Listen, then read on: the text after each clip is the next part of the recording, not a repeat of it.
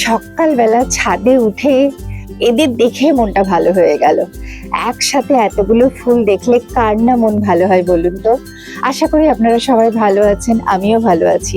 আবারও আপনাদের আমি নিয়ে চলে এসেছি আমার ছাদ বাগানে। একসাথে এতগুলো ফুল দেখে আমার যেমন আনন্দ হচ্ছে, ভাবলাম সেই আনন্দটা আমি একা উপভোগ না করে আপনাদের মাঝে ভাগ করে নিই। সাথে থাকুন। গাছ ভালোবাসেন না এমন মানুষ বোধহয় খুঁজে পাওয়া কঠিন। আর প্রতিদিন সকালে ঘুম থেকে উঠে নিজের বাগানের এরকম রঙিন ফুলের দিকে তাকালে মনটা এমনিতেই ভালো হয়ে যায়। আজ আমি আপনাদের আমার বাগানের এখন ফুটে থাকা যে 3টে ফুল বাগানকে আলো করে রেখেছে, সেই 3টে ফুলকেই বিশেষ করে দেখাবো এবং বাকি ফুলগুলোকেও দেখাবো। আশা করি আপনাদের ভালো লাগবে। শুরুতেই দেখাবো এখন আমার বাগান আলো করে ফুটে থাকা বাগানের এই রানীকে। সূর্যমুখী ফুলের দিকে তাকালে যেন সব ক্লান্তি দূর হয়ে যায়। টবের মাটিতে সামান্য যত্নেই কিন্তু এত সুন্দর গাছ করা যায়, সেই নিয়ে পরে বলছি। এখন শুধু সূর্যমুখীর রূপের ছটা দেখুন, এর রংটা দেখুন, আর একসাথে এতগুলো ফুল ফুটে আছে, এটা দেখলেই মন খুশিতে ভরে উঠছে আমার। মানে আগেই বলেছিলাম না, সব গাছে ভালো করে ফুল ফুটলে আপনাদের সাথে শেয়ার করব।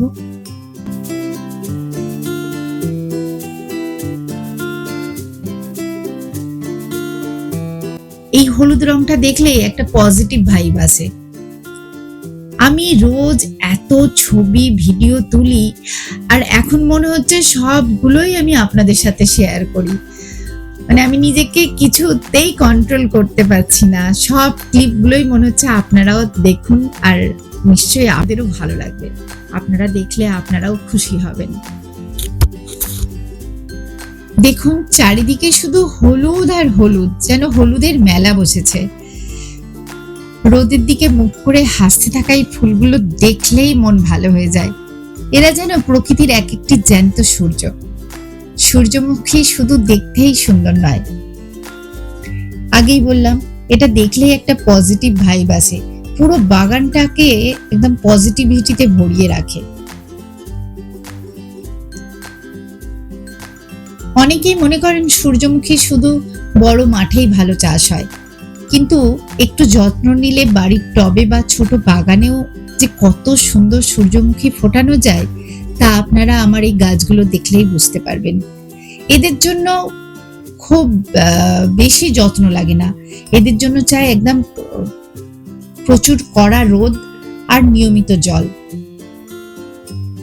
আর যখন ছোট গাছ আমি লাগিয়েছিলাম, আগেও আমি শেয়ার করেছি, আমি খোল পচা জল দিয়েছি 7 দিন অন্তর, 15 দিন অন্তর। যেই গাছগুলো বড় হয়েছে, কুড়ি আসার পর একবার দিয়েছি, তাতেই আমার গাছে একদম এখন ফুলে ভর্তি, সেটা আপনারা দেখতেই পাচ্ছেন।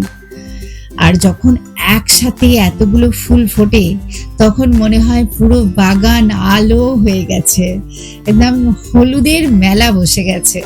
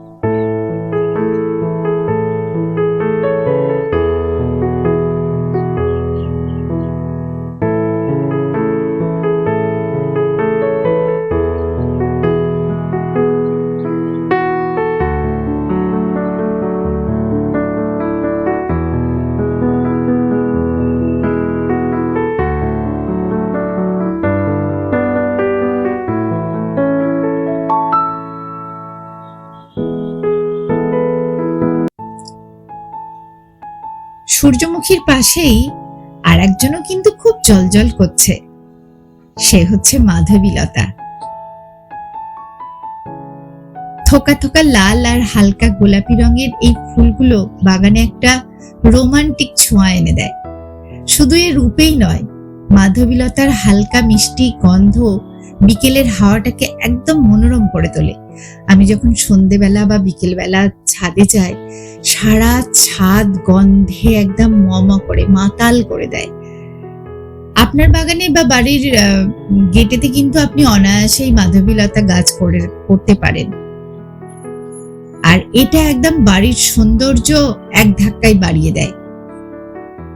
এই গাছটার ভালো করে আমি ভিডিও নিতে পারছি না, কারণ এই গাছটা বারবার হাওয়া বা ঝড়েতে পড়ে যাচ্ছিল দেখে গাছটাকে সাইডে গ্রিলের সাথে বাঁধা আছে, একটা ইয়ের সাথে বাঁধা আছে দড়ি দিয়ে, নইলে ঝড় হলেই গাছটা বারবার পড়ে যাচ্ছে।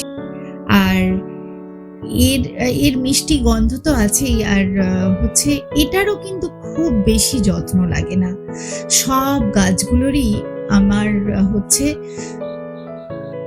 ওই খোল পচা জল, আমি আর কিছু বিশেষ ব্যবহার করি না।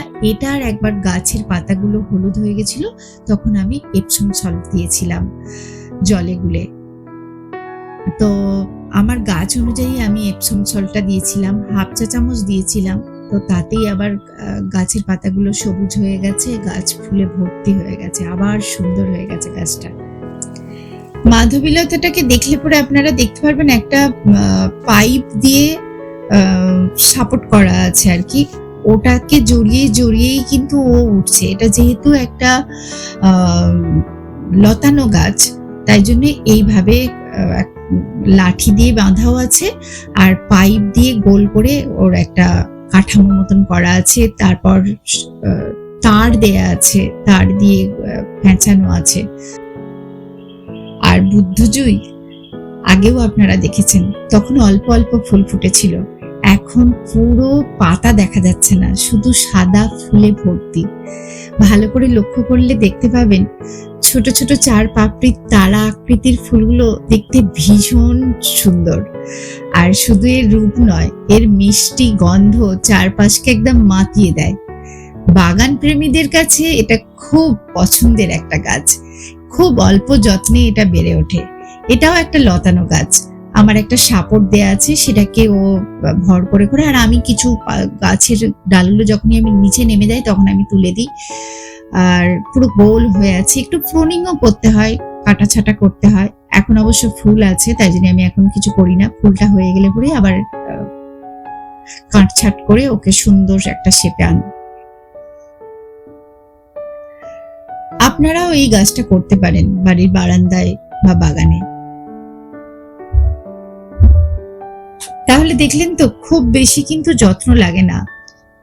নিয়মিত জল, গাছকে খাবার হিসেবে জৈব সার, খোল পচা জল, এই কয়েকটা জিনিস করলে পরেই কিন্তু গাছ আপনার মন প্রাণ ভরিয়ে দেবে, ফুলে ফুলে ফুলে গাছ ভরে যাবে।